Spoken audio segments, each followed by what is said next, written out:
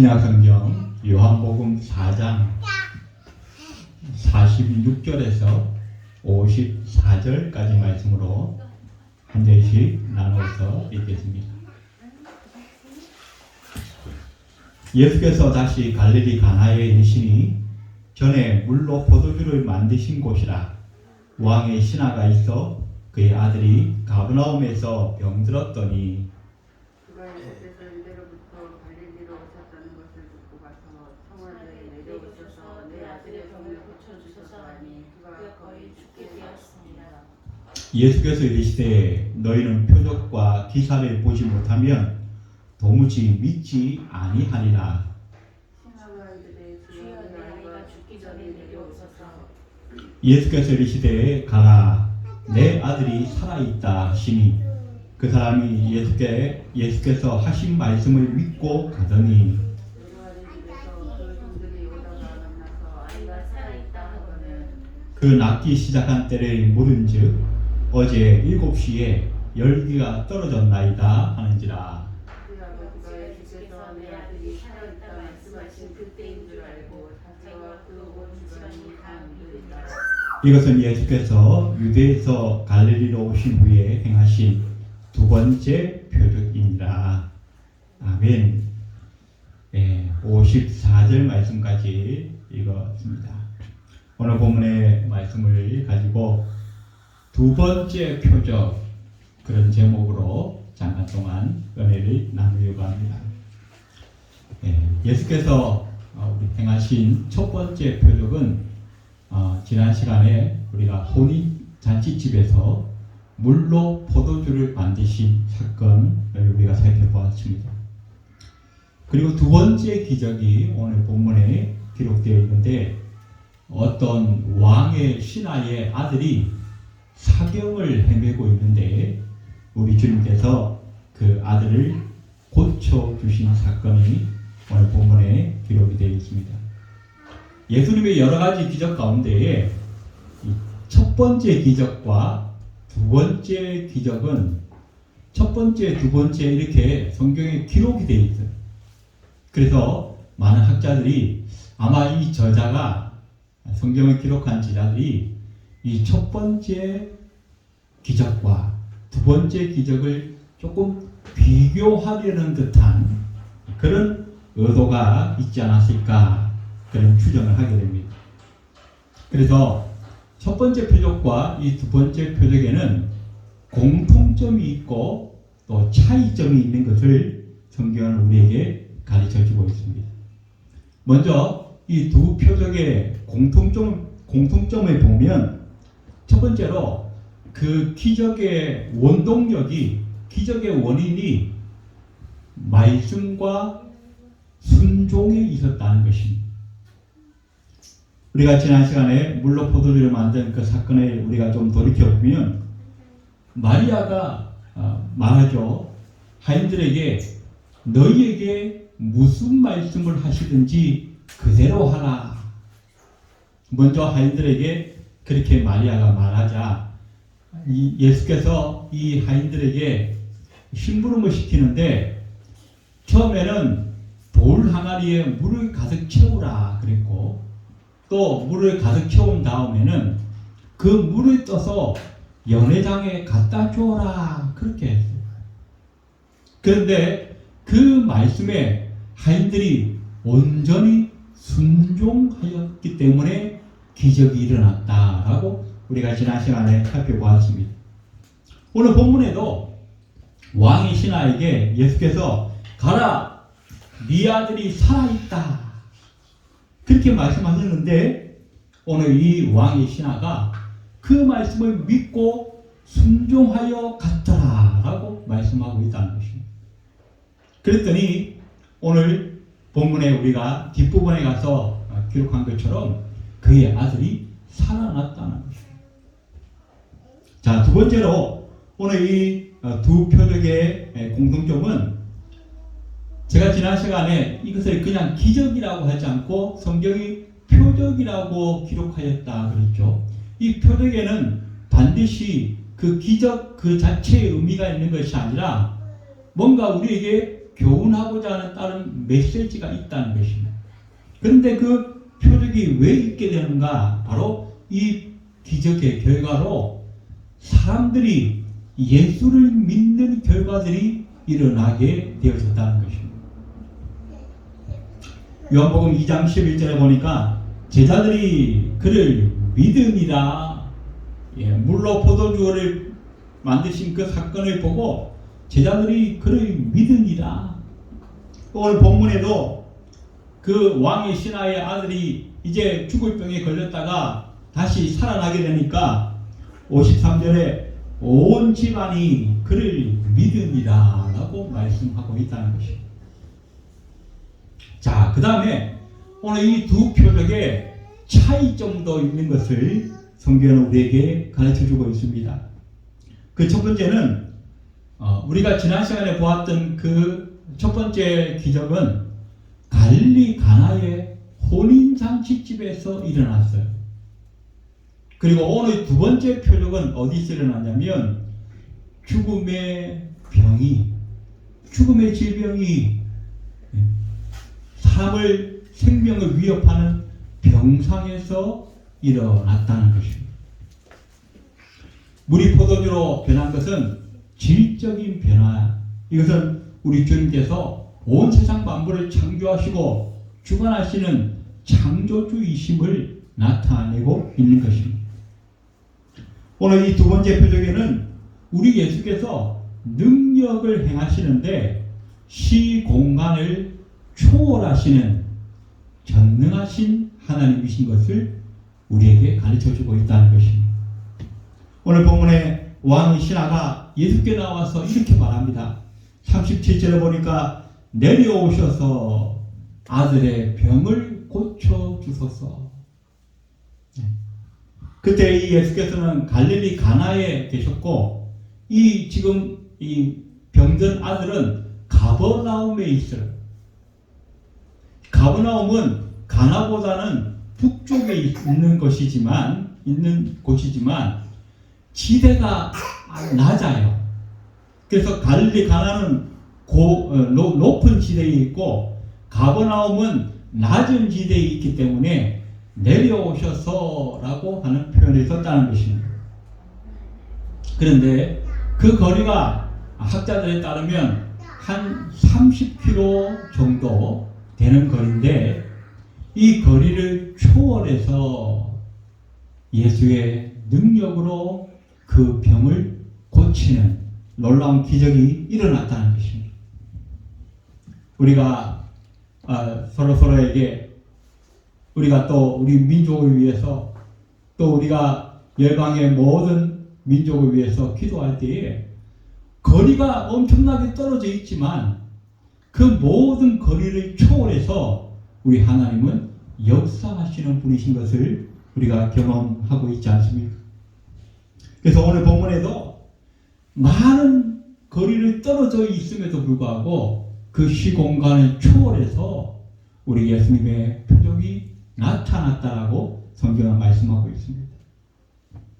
자, 오늘 본문에 다시 한번 돌아가 보면 이 왕의 신하의 아들이 사경을 헤맬 때 예수께서 말씀으로 그를 고치셨는데 처음에 말씀드린 것처럼 이 사건을 그냥 기적이라고 하지 않고 그 사도 요한은 여러 군데에 있어서 표적, 세메이온이라고 하는 단어를 계속 반복해서 쓰고 있습니다. 이 표적은 단순한 그 기적 그 자체의 의미가 있는 것이 아니라 그 기적을 통해서 우리에게 교훈하고자 하는 메시지가 따로 있다는 것입니다. 우리가 이 사도 요한은 요한복음을 쓸 때에 처음부터 끝까지 염두에 두었던 그 중요한 주제가 있는데 그것은 바로 예수 그리스도는 하나님이시라는 것입니다. 예수님의 그 신성을 나타내기 위해서 요한복음에는 7개의 그 기적의 사건들이 있고 또 예수님을 표현할 때 항상 하나님의 아들 예수 그리스도라고 표현하고 있는 것을 보게 됩니다. 그래서 이 요한복음 전체가 예수님은 하나님의 아들이시고, 그 말은 바꿔 말하면 예수님은 하나님이시다라고 하는 사실을 우리에게 말씀을 주고 있다는 것입니다. 자, 그리고 오늘 본문에도 이 중요한 표적이 기록되어 있는데, 이 표적은 주님께서 우리에게 뭔가 교훈하기 위한 메시지를 담고 있다라고 말씀을 드렸는데, 오늘 본문의 이 표적은 바로 한 사람이 예수께 나와서 어떻게 믿음을 가지고 그 믿음이 어떻게 참된 믿음으로 성장하게 되는가에 대한 그 과정을 우리에게 가르쳐주고 있다는 것입니다. 자, 오늘 본문을 통해서 이 왕의 신하가 어떻게 믿음을 소유하게 되었는지를 세 가지 단계로 나누어서 우리가 보게 되는데, 그 첫 번째 단계는 고난 때문에 이 사람이 예수께 나올 수 있었다는 것입니다. 우리 가운데도 고난이 없었다면 예수께 나오지 않았을 그런 사람들이 많이 우리 주변에 있고, 또 우리 주변에 사람들의 그 간증들을 들어보면 평탄하게 인생을 살다가 어느 날 갑자기 찾아온 그 고난 때문에 예수께 나오게 되었다라고 간증하는 분들을 우리 주변에서 많이 보게 됩니다. 오늘 보면 이 사람도 왕의 신하였다라고 성경은 말씀합니다. 이 왕은 당시 주전 4년부터 주 39년까지 이 갈릴리 지방을 통치했던 헤롯 안티파스라고 하는 왕을 지칭합니다. 그 헤롯 왕의 신하였다는 것입니다. 왕의 신하면 굉장히 이 기득권을 가지고 이 지배층에 있는 상류 사회에 있는 그런 사람이죠. 별로 아실 것이 없어요.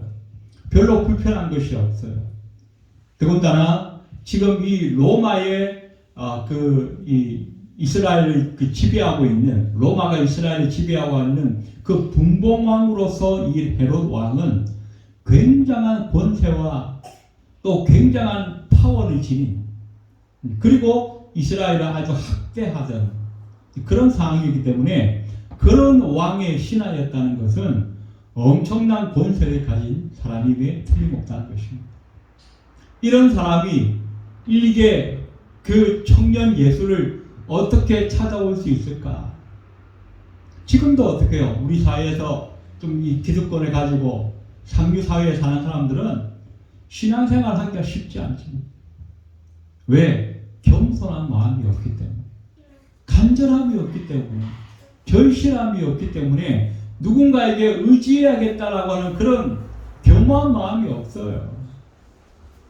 자기의 힘이면, 자기의 말 한마디면 세상이 척척 돌아가는데 누구를 의지할 필요가 없다는 거예요. 오늘 본문의 이 왕의 신하도 마찬가지입니다. 아들이 병이 들어서 사경을 헤매는 그런 위기를 맞이하지 아니하였다면 어쩌면 이 왕의 신하는 예수께 나오지 않았을 것입니다. 물로 포도주를 만든 사건이 이제 조금씩 소문이 나기 시작하고, 또 갈릴리 가나에서 예수께서 조금씩 이제 알려지기 시작했지만, 아직은 이 예수께서 뭐 이 유대 랍비 계열에 인정받는 그런 랍비도 아니었고, 이 왕의 신하가 이게 청년 목수였던 예수를 찾아 나올 수 있는 아무런 이유가 없었어요. 그런데 그는 그의 아들이 사경을 헤매는 이 고난을 만나게 되면서부터 예수께 나올 수 있었다라고 성경은 말씀하고 있습니다. 스펄전은 고난은 변장을 하고 찾아오는 하나님의 천사다, 그렇게 말했습니다. 또 C.S. 루이스는 고난은 세상을 향해 외치는 하나님의 메가폰이다, 그렇게 말씀을 했습니다. 고난이 닥칠 때 사람들은 두 가지 반응을 보입니다. 어떤 사람들은 마음이 더 강팍해져서, 야, 하나님이 있으면 왜 나한테 이런 일이 생기는 거야? 그러면서 더 하나님과 멀어집니다. 그러나 어떤 사람들은 자기에게 고난이 왔을 때 그 고난 앞에서 자기가 아무것도 할 수 없는, 별 볼 일 없는 존재인 것을 깨닫고 겸손하게 하나님을 찾게 되어진다는 것입니다. 그래서 내가 정말 아무것도 할 수 없구나, 내 능력으로 내가 그동안 의지했던 세상의 물질과 권세와 지식으로 할 수 없구나, 내게 오직 필요한 것은 하나님의 도우실 뿐이다. 그것을 인정하고 하나님을 찾는 자들에게는 그 고난이 위기일 뿐만 아니라 기회가 되어질 수 있다는 것을 성경과 역사는 우리에게 증명해 주고 있습니다. 오늘 왕의 신하도 마찬가지였습니다. 그 고난을 기회로 삼았습니다. 그래서 예수께 나왔고 그 예수께 나옴과 동시에 그는 기적을 체험하는 주인공이 될 수 있었다라고 성경은 말씀하고 있습니다. 물론 고난이 없을 때, 평탄할 때 먼저 예수를 찾고 먼저 하나님을 의지하고 신뢰하면서 신앙생활을 잘 할 수 있다면 그것보다 더 좋은 것이 없겠죠. 그런데 세상에 이 평탄한 길을 살아가면서 인생의 쓴맛을 모른 채 그저 평탄하게 살아가는, 하나님을 찾지 않는 그 사람들을 향하여서 하나님은 때때로 인생의 폭풍을 예비하고 계시다. 그 인생의 고난과 그 쓴맛을 허락해 주신다는 것입니다. 그것을 통해서라도 하나님을 찾고 하나님께 돌아오도록 하나님은 우리를 부르고 계시다는 사실을 성경은 우리에게 가르쳐 주고 있습니다. 그래서 이 왕의 신하는 바로 자기의 아들이 죽음의 사경을 헤매는 그 고난을 통해서 예수께 나올 수 있었다라고 성경은 말씀해 주고 있습니다. 두 번째, 이 왕의 신하는 표적을 기대하면서 주님을 신뢰하기 시작합니다. 나는 기적이 필요 없다. 아이고, 나 기적 같은 걸 안 믿어. 우리 주변에도 그런 사람들이 들어 있습니다. 그러나 이런 사람들은 진정한 인생의 쓴맛을 아직 맛보지 못한 사람들, 인생의 위기와 고난과 어려움을 맛보지 못한 사람들의, 오래전에 메가드 장군이 이런 말을 했습니다. 포탄이 머리 위를 날아다니는 전쟁터에서는 무신론자가 없다. 그런 말을 했습니다. 사람이 절박한 처지에 놓이면 하나님을 찾을 수밖에 없는 거예요. 이것은 우리로 하여금 참된 신앙으로 이끌어가는 아주 중요한 첫 단계가 되어진다라고 성경은 말씀해 주고 있습니다. 물론 기적 그 자체만을 기다리는 그런 신앙은 건강한 신앙이라고 할 수 없을 것입니다. 그러나 표적을 기다리고 기적을 기다리는 그 사람들의 간절함이 우리로 하여금 하나님께 나아오는 통로가 될 수 있다면 그것은 나름대로 긍정적인 의미가 있다라고 성경은 우리에게 가르쳐 주고 있습니다. 자, 그런데 오늘 본문에서 우리가 한 가지 볼 것은 47절에 그가 예수께서 유대로부터 갈릴리로 오셨다는 것을 듣고 가서 청하되 내려오셔서 내 아들의 병을 고쳐주소서 하니 그가 거의 죽게 되었습니다. 그는 예수께서 자기 집으로 와서 자기 아들에게 안수하면 반드시 나을 것 같다는 그런 믿음이 생겼습니다.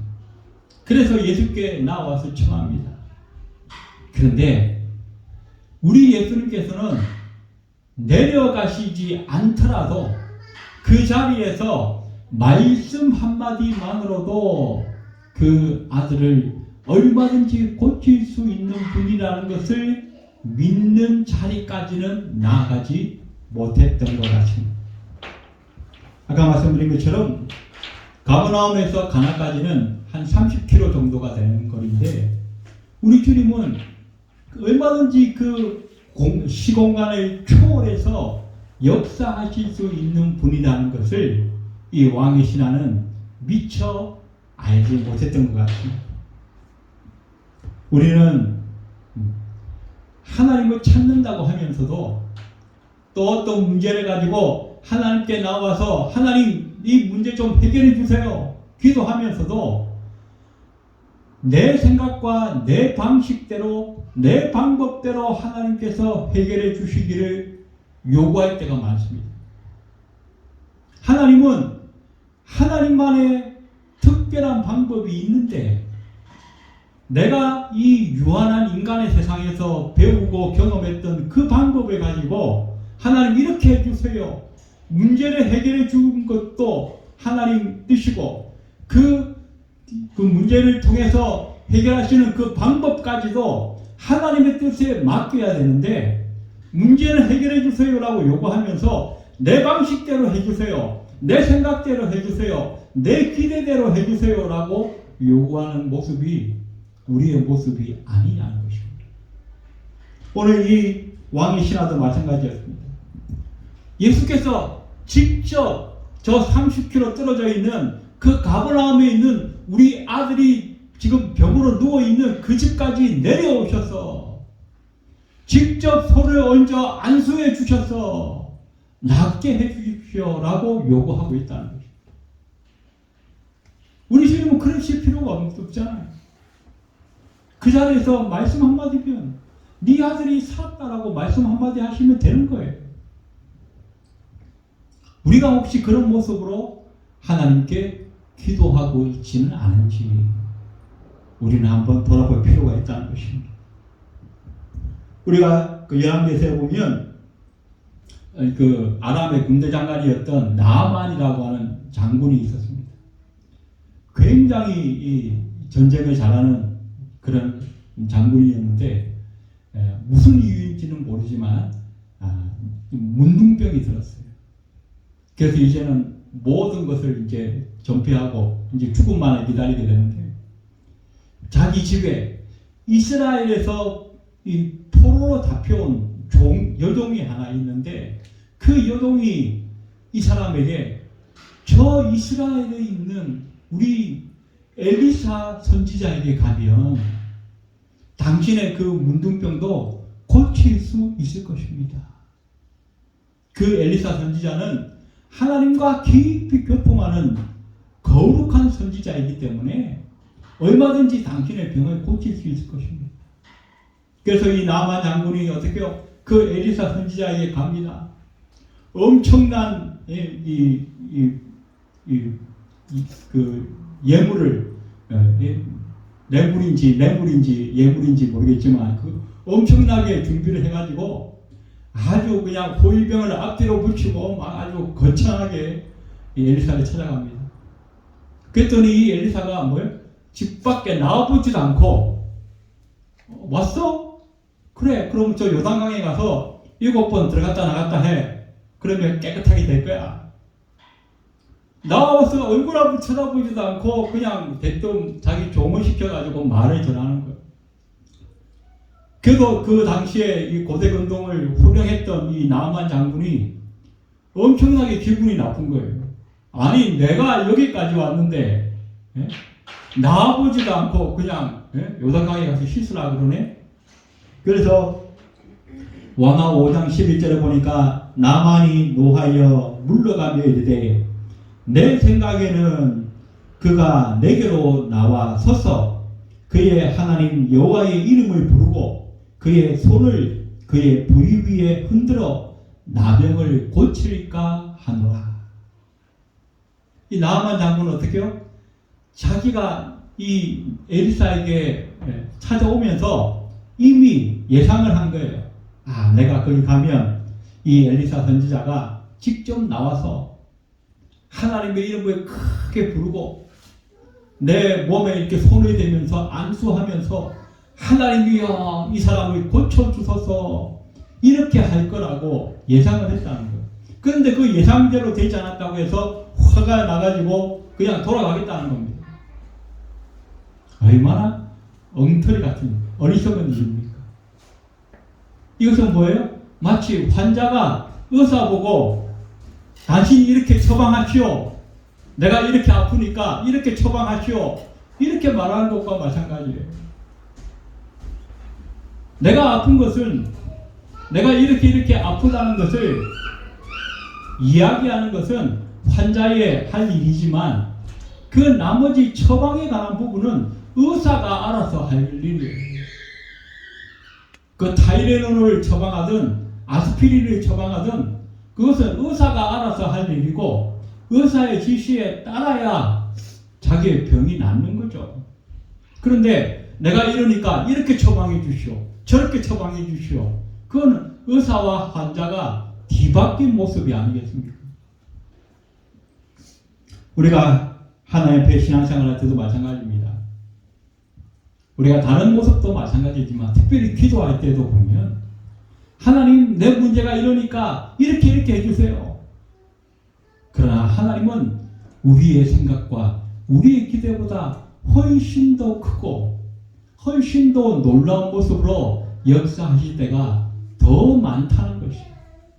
그래서 우리는 우리 생각과 우리의 편견과 우리의 기대를 다 내려놓고 그 문제를 해결하는 그 방법까지도 하나님께 온전히 맡겨야 한다는 사실을 성경은 우리에게 가르쳐 주고 있습니다.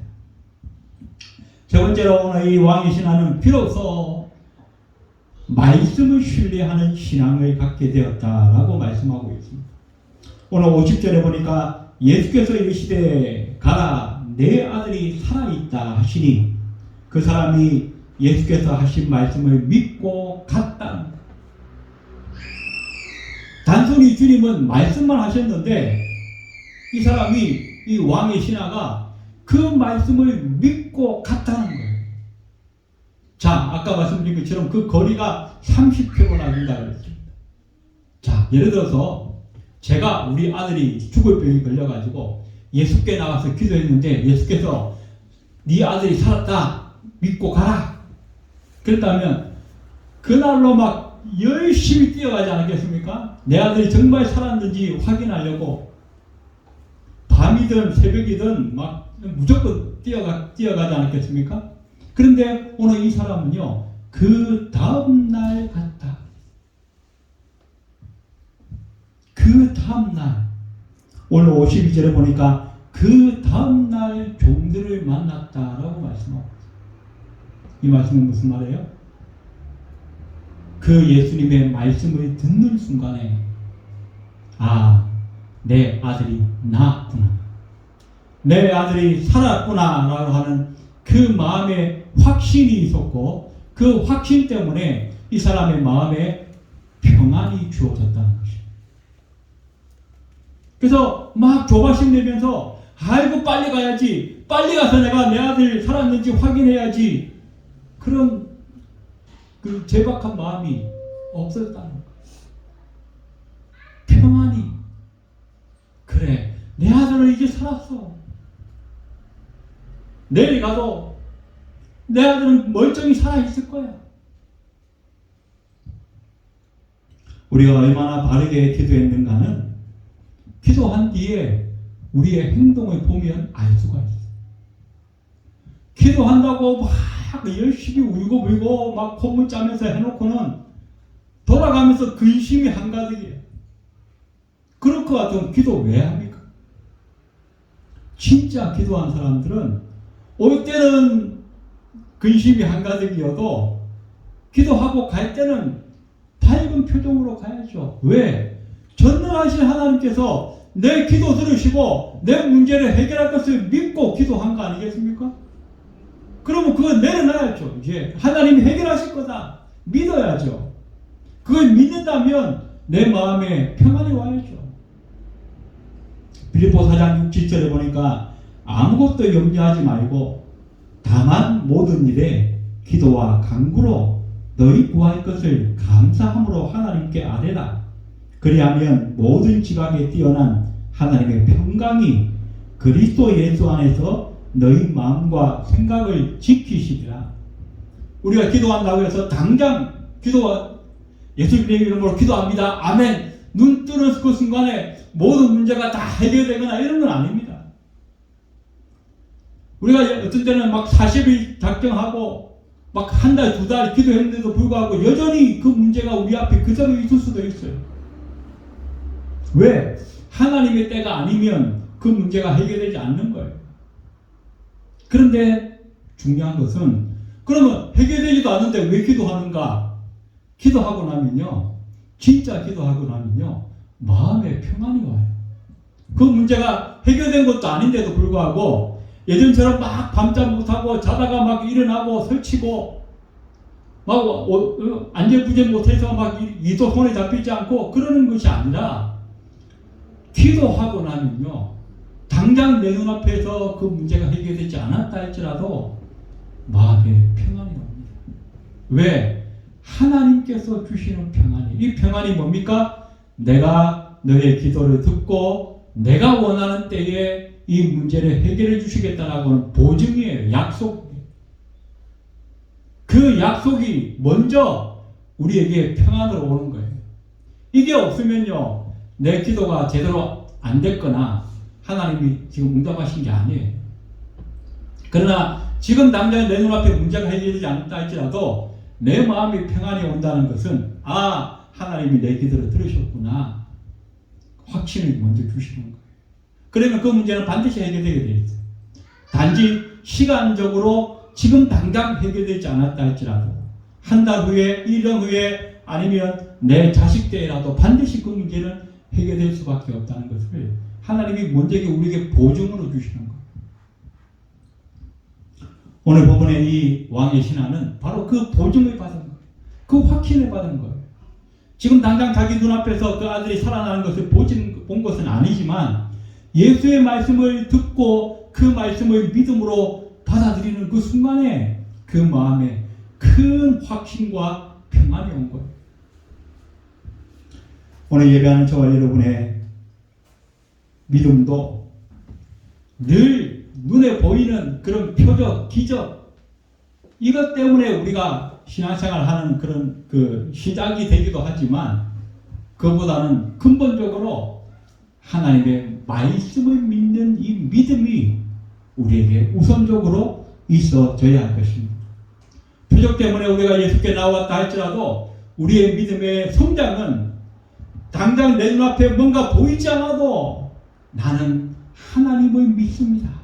나는 하나님을 의지합니다. 하나님께서 말씀하신 그대로 내게 이루어질 것을 내가 믿습니다라고 하는 그 믿음의 자리까지 우리가 성장할 수 있어야 한다는 것입니다. 그것이 바로 믿음의 성숙이요 믿음의 완성의 자리라고 성경은 우리에게 말씀해 주고 있습니다. 오늘 예배한 저와 여러분이 다 이런 믿음의 성장이 있으시기를 원합니다. 이런 믿음의 성숙이 있으시기를 원합니다. 지금 당장 우리 눈앞에 뭔가가 보이지 않아도 하나님 말씀을 의지하고 하나님의 말씀을 믿음으로 말미암아 우리 삶의 진정한 축복과 표적과 은혜를 누릴 수 있는 저와 여러분이 다 되시기를 주의 이름으로 축원드립니다. 기도드리겠습니다. 고마우신 하나님, 오늘 왕의 신하가 고난 때문에 예수께 나아왔지만 예수님의 말씀을 듣고 확신 가운데 기쁨으로 평안으로 돌아간 것을 보았습니다. 오늘 예배하는 우리에게도 이런 은혜가 있기 원합니다. 하나님, 우리는 인생의 여러 가지 문제들과 고난 때문에 하나님 우리가 예수를 간절하게 찾지만 그 표적만을 구하는 아직 어린아이와 같은 그런 신앙에 머물러 있지 않게 하시고 당장 눈앞에 뭔가 보이지 않는다 할지라도 신실하게 역사하시는 우리의 하나님 그 말씀을 의지하고 그 약속을 의지하여서 의연하게 믿음으로 나아갈 수 있는 믿음에 성장한 사람들이 다 될 수 있도록 주께서 축복하셔 주셔서 그 성숙한 믿음으로 날마다 하나님께 영광 돌리는 우리의 모습이 될 수 있도록 주님 축복하여 주시옵소서. 예배를 마치고 돌아가는 발걸음 위에도 함께하여 주옵소서. 예수님의 이름으로 간절히 기도드리옵나이다. 아멘.